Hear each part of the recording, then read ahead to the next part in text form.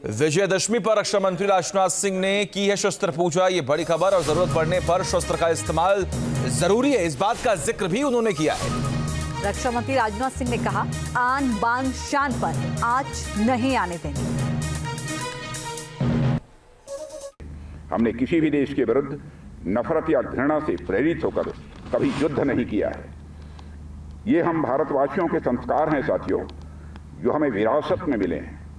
हम इस अनमोल विरासत को आगे भी बरकरार रखेंगे। यह संकल्प भी इस विजयादशमी के पावन पर्व पर हम सबको लेने की आवश्यकता है।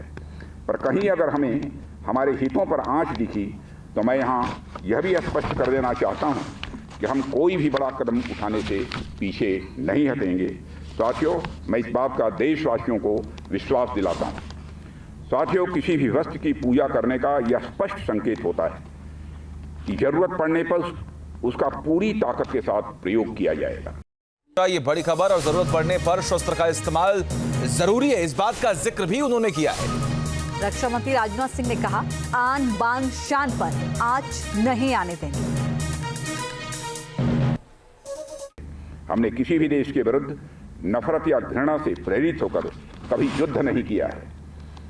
ये हम भारतवासियों के संस्कार हैं साथियों, जो हमें विरासत में मिले हैं।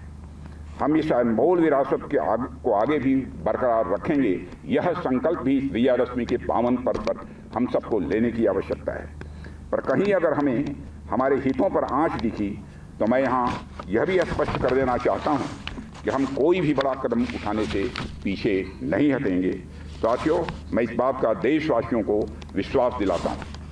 साथियों, किसी भी वस्तु की पूजा करने का यह स्पष्ट संकेत होता है कि जरूरत पड़ने पर उसका पूरी ताकत के साथ प्रयोग किया जाएगा। न्यूज नेशन अब व्हाट्सएप पर खबरों के ताजा अपडेट के लिए न्यूज नेशन के इस QR कोड को स्कैन करें।